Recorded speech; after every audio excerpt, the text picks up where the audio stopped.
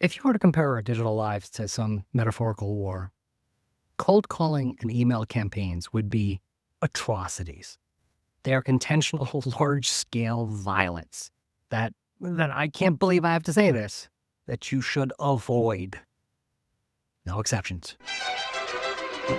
Welcome to week 3, sales week, day 19 of starting your side hustle. We're taking 28 days, 28 small steps to build a business that's meaningful, impactful, profitable. Today's topics are trust killers, specifically cold calling, evil number 1, and email as a scalable sales channel, evil number 2. You might be wondering when we're going to train you on how to use these amazing sales tools. The answer is never. Cold calling stopped being a successful strategy like 20 years ago, maybe even more than that. And when it comes to email as a channel, the scalable approach of mass emailing using Constant Contact, MailChimp, which I mentioned on day 6 as a, wow, this guy's great. Using Constant Contact, MailChimp, HubSpot, spamming is one of the most expensive mistakes you can make. Email campaigns look like an easy button, but for young businesses, any size business really, they cost you the one thing you can't afford to lose, trust. So you'll want to flip the script on cold calling and email as a channel. No ifs, ands, or buts. A real-life example is someone I really respect, named Paul Jarvis, creator of Fathom Analytics. Paul built his business by sending thoughtful, personal emails to his audience, never blasting generic newsletters, a mistake I personally have made in the past. He treated every subscriber as a real person. He replied to everything himself. There was a decency in how he approached the channel that isn't there today. His approach built deep trust, loyalty, and it led, for Paul at least, to high open rates and word-of-mouth growth. Fathom became profitable without paid ads or spammy campaigns, and all because one dude used email as a relationship tool, not an automated megaphone. Today, I'm going to try really hard not to spiral into angry rants about email campaigns. One example, though. My least favorite line in what are clearly automated follow-up emails, like the 3rd or 4th email you'll get from someone who clearly just hit a button, who first bought your email address and then hit the easy button. The line I hate. I hope you don't mind my persistence, but I'm just really passionate about helping clients like you. Are you, though? Are you? Okay, take a breath. While that's still top of mind, here are the 2 questions you should be asking yourself today. 1, how can you use research to make every email, every one-on-one email, feel like a face-to-face conversation? Question number 2, what would it look like for you to use phone or email as a tool for service instead of marketing? Okay, that first question. Imagine you're meeting a potential client or someone you're going to interview with. You'd never walk in cold. You'd check their LinkedIn, you'd read their latest work, maybe even find a mutual connection or 2. Why should email be any different? The best emails, aside from warm intro emails someone writes on your behalf, are the ones that show you've done your homework. And I don't mean you read their LinkedIn profile. I mean you're referencing a recent project, a shared interest, a specific challenge that they're facing that you know they specifically are facing. How? They have friends and colleagues who in turn have friends and colleagues. Sweat the 6 degrees of separation between you and them. This level of research takes more time, but it transforms your outreach to genuine, memorable connection. Why does this matter? Because in the early days, every new relationship is precious and every first impression counts. That's why question 1 matters. The point of asking question 2 is the word marketing is about scale, breadth, but the word service is about depth. Instead of thinking, how do I reach 1,000 people at once, ask, how do I serve one person? How do I make them, that one person, feel like they're the only one who matters? This means using your phone, your email to answer questions, not to ask what questions they're asking. It means using all your comms channels to offer tailored advice, to check in with a thoughtful note. So no salesy ask, just service. Yes, it's more work, but it's the kind of work that builds trust in the early days of a business. Every client-facing action you take should help you build a reputation for care and attention. It's that simple. Take a moment to try to answer day 19's questions for your hustle without AI. And before you listen to the next section, 28-day Ivy League MBA.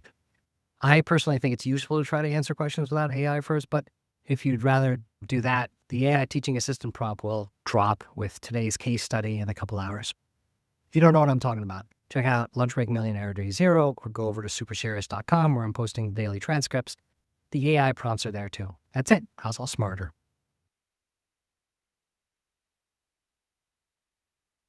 There is no word of mouth, no referral that starts with, that guy's really efficient.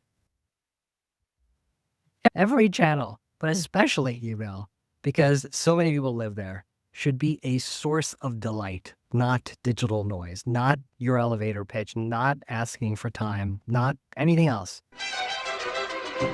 Day 19, part 2 of Lunch Break Millionaire, where we turn whatever you're eating for lunch into an Ivy League MBA degree. It's Taco Friday. It's tacos every day, really. And the MBA skill we're going to pick up today, how to play 6 degrees of Kevin Bacon.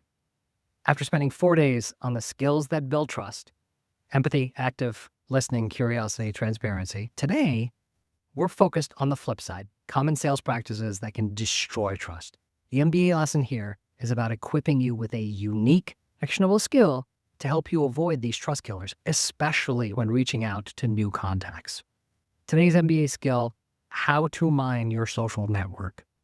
We're going to use social proximity to get trustworthy introductions. Okay, a disappointingly large number of sales and business content tells you to cold call or cold email prospects, but these methods are necessarily transactional. They're invasive. They're fundamentally insincere. The result? Instant trust erosion. So instead, let's use a framework inspired by social network theory and 6 degrees of separation. The idea that you're never more than a few connections away from anyone in the world. This approach is about systematically mapping your social and professional networks to identify the most credible, relevant, respected person who can introduce you to your prospect. This is a technique emphasized in Ivy League MBA programs for business development, networking, sales strategy. It's often referred to as social network mapping or warm introduction strategies. And it's something you should learn. How do you do it? 5 steps. Let's go step by step. Step 1, map your network. List out your direct connections, friends, colleagues, mentors, alumni. And for each one of them, consider their networks and industries. Step 2, identify proximity. That's a fancy way of saying how close are they to you? How well do you know them? Use LinkedIn or other social platforms to see if any of your connections are connected to any of your prospects. Look for mutual interests, shared groups, past collaborations, anything that connects you and them. Step 3, assess credibility. Choose the connection who is most respected by both you and the prospect. The stronger the relationship between your connection and the prospect, the warmer and more credible the introduction. 4, craft the ask. Ask your connection if they'd be willing to make an introduction. Provide context about why you want to connect and how it could be mutually beneficial to you and their friend. Finally, step 5, prepare for the intro. Give your connection a short, clear message they can forward. Offer to draft the intro email for them if they prefer. But do the work.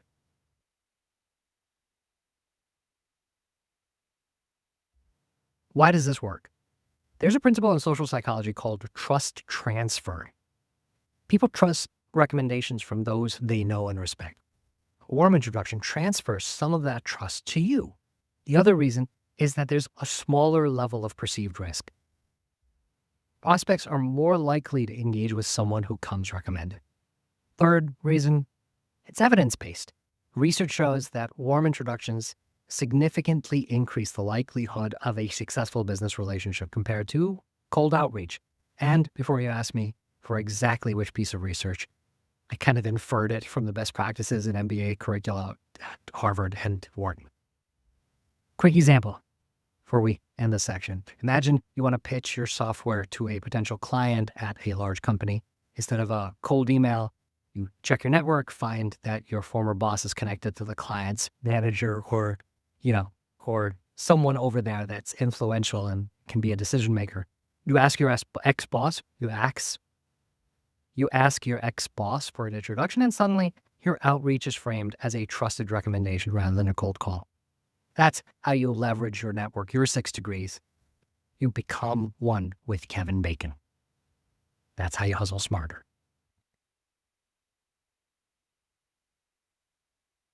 If in the future I have to make a cold call for my hustle, if I ever have to run an email sales campaign, an automated kind of, I would shut my business down. It would be an act of mercy for me and all those poor souls on the other end of that violence.